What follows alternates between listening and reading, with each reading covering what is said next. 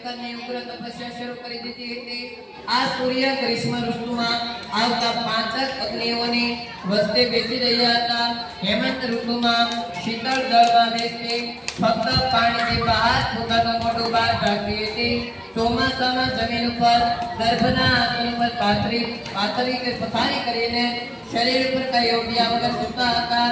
એ વખતે આ બાજુ આહારમાં ફક્ત સવાર અને સાંજ ધુમાડો જતા। એ વેળાએ આ બાજુ રીતે તેણે 9000 વર્ષ સુધી ભગવાન ઋષિઓએ તપ કર્યું હતું। આ તપ કર્યા સમય જતા પોતે આટલી વારમાં ઉગ્ર તપસ્યા કરીને ભગવાન દેવોના દેવ મહાદેવ શંકર મેઘાવતીએ આ બાજુ ભગવાન મેઘાવતીએ શંકર ભગવાનને પ્રસન્ન કર્યા હતા। પોતાનું સ્વરૂપમાં પ્રગટ કરી મેઘાવતીએ દર્શન આપ્યા હતા। મેઘાવતીએ પોતાના તપને લીધે પોતાનું શરીર દુબળું થઈ ગયું હતું, છતાં ભગવાન દેવોના દેવ મહાદેવ શંકરના દર્શન માત્રથી પોતે ઉત્સાહિત હતા। તેનું શરીર ખુશ થઈ ગયું હતું, છતાં તેમના ભક્તિના અને શક્તિના સંચય થયો હતો।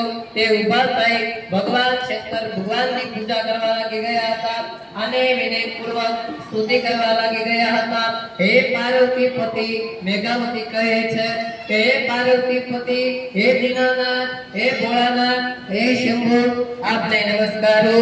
ચંદ્ર અને સૂર્ય અગ્નિ રૂપમાં ત્રિનેત્રવાળા મૂંઢમાળવાળા રત્ને મૂંઢમાળવાળા સર્પને ધારણ કરનાર છો, તમે ત્રિશૂળધારી છો। હે પ્રભુ, મારા અને તમને નમસ્કાર છે।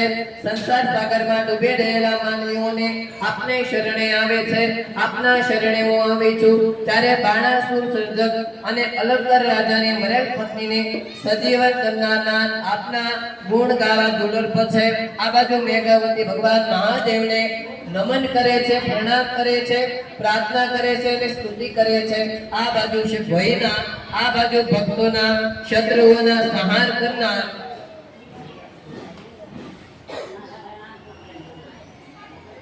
આવા સંસારના આગમનનો નાશ કરનાર, જન્મ મરણને હરનારા એવા આપને વારંવાર નમસ્કાર કરું છું। ભગવાન શંકર ભગવાન મેઘાવતીની આ સ્તુતિ સાંભળીને પ્રસન્ન થઈ રહ્યા છે।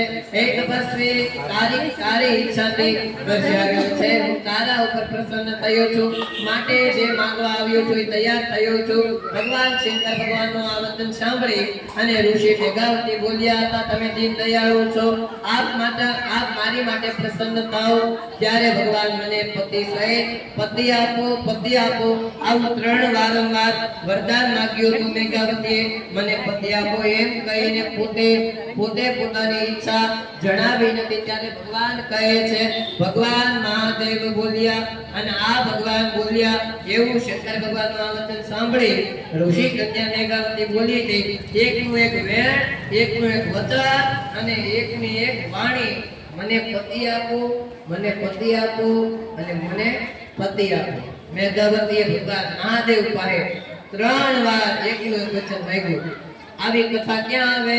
ચૈત્ર મહિનામાં ઓખારણની કથા આવે કે મને ઓખા કહે કે મને એકનો એક વર આપો, મને એકનો ભણી આપો, મને એકનો એક પતિ આપો। આવી કથા મેઘાવતીની છે। ત્યારે કહે છે, મારી કોઈ બીજી ઈચ્છા નથી। ભગવાન શંકર ભગવાન બોલ્યા હતા, હે કન્યા, તમને વારંવાર 5 પતિની માંગણી કરી છે, માટે હવે તમને 5 પતિ મળશે। એક દાનવીર, શૂરવીર અને ધનવીર આ બધું કહે છે। અને પછી જે આવશે એ ધર્મવીર, ધર્મનું ધ્યાન રાખશે। મેઘાવતી ભગવાન મહાદેવનું વચન સાંભળી વિચિત્ર વરદાન સાંભળીને સ્તબ્ધ થઈ ગઈ હતી।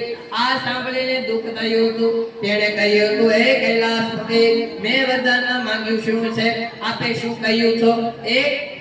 એકનું એક વેણ 5 વાર માંગ્યું। ત્યારે કૈલાસપતિ મેં વરદાનમાં માંગ્યું છે અને તમે વરદાન 5 વાર આપ્યું છે।